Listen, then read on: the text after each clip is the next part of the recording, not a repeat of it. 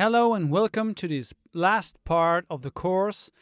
In this part, we're going to see how we've created the final tests we've made. As you know, between the last video and this one, you had to customize the scene your way, adding more fishes, rocks, modifying splines, etc.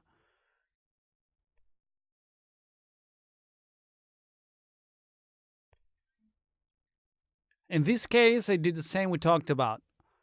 I have two fish with different colors. And as you see, I created these two splines, which, as you can see, are quite simple.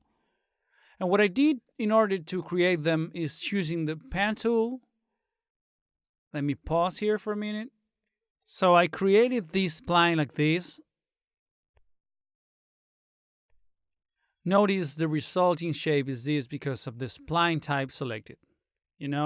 Changing these parameters, we can achieve one shape of spline or the other. So if we set it to linear, you can see it's lines. See? Managing this, you will get different splines as a result. So when you're done with your spline, you already know how to link it, okay? So in my case, I set one camera, and you also know that we can lock the camera position from here, adding the protection tag, okay? I also created a regular light and a sky that you can create from here in order to light up the scene. On the other hand, on the settings page, we can choose the video size, the range of frames, the file type, in this case PNG, and check the alpha channel box to keep the transparency. Besides this, I added an ambient occlusion effect in order to get an image with improved shadows. Then I set the anti-aliasing option to the best. And you choose the size video that you prefer. Once we've done this, we get an image sequence, which is simply the video frames with a transparent background. All right, so this way we have the process. As you see, I'm manually going through the images of how the result would be. What I did was take two scenes, this one you're seeing now, and I did one more, which is quite similar, but the path of the fish is different. They go the other way. So this way I have two scenes, okay? Now all we have to do is open After Effects, okay? And from here we can import the image sequence using the other fish, the one that looked like a carp, the one that was in cartoon. I did the same. I created a different folder and exported another image sequence, and as you see, it's a simpler animation, more static. But we can use it for loads of things, all right? Good, so the next step, as I was saying, this falls outside the contents of the course, but I'll explain this just in case you want to see how it's done. So in After Effects, click on File, Import, Multiple Files. Now we navigate to the folder in which the image sequence is saved. For example, the folder in which I saved the carp. And just by clicking on the first image, we check PNG sequence. There it is. And click Import. This way we have imported the carp and it's perfectly implemented in the image sequence. Okay? Here it is. So this is how you import an image sequence.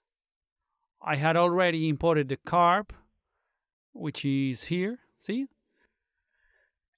And here I added two fish sequences, see? So anytime I like, I can decide if I want only a pair to be seen or the other pair or both. This can be done from Cinema 4D or in post-production. Okay, once we have this done, now what you'll see is, oops, my bad. Okay, what you'll see is the exported video with the effects that I used. I used some After Effects, but it's really up to you. We can increase saturation, brightness, we can put up background. In this case, obviously, since it's a transparent image, I use a background, see?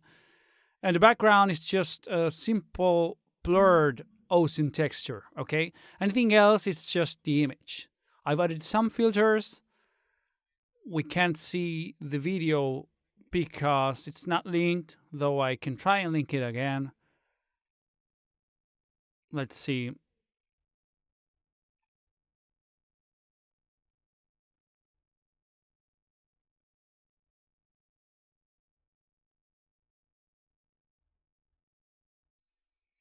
Okay, here it is.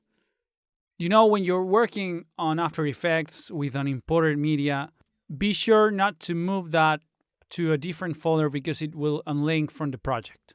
Okay, so I was saying this is the original video with the fish. And this is the same video with some processing through different filters and effects. In this case, here are the effects we've used, okay? You know, you can find all those here under the effects menu.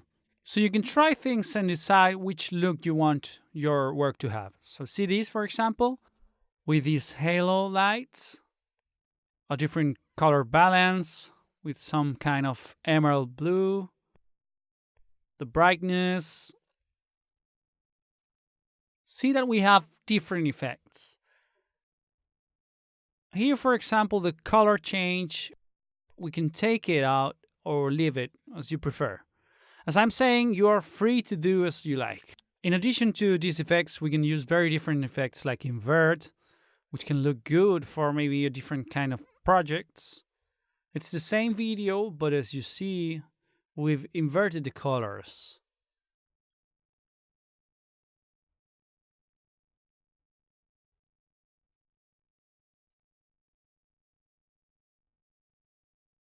And we have other effects like Kaleida, which makes the image look like a kaleidoscope.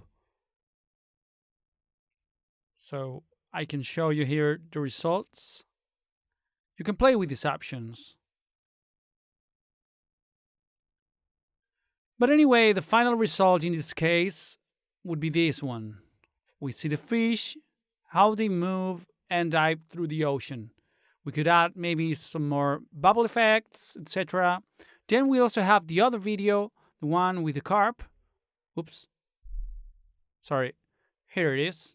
So I did the same. I used a series of filters in order to make this effect different. You know? As you can see here, we could use this video for maybe an infographics or 1,000 more different things. Okay?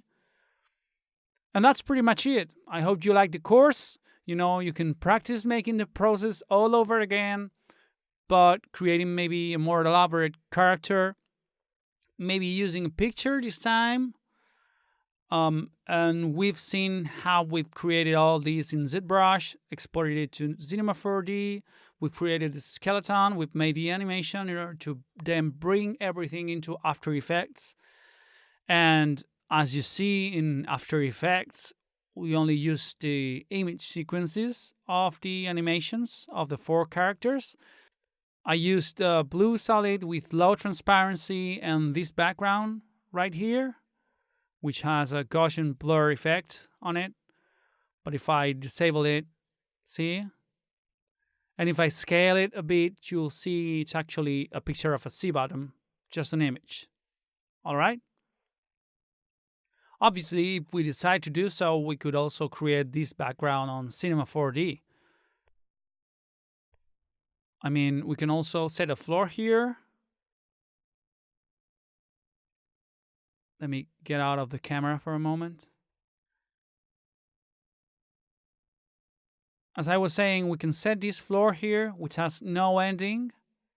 And we can add a landscape here, which are some kind of mountains that we can scale. So we can put some of these as a background. Okay? So we can create this floor, scale these mountains,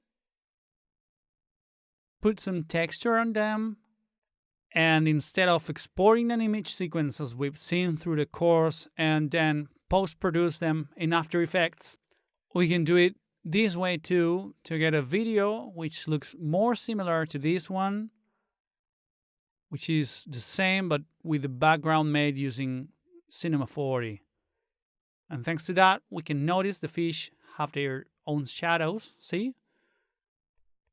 And it follows the fish.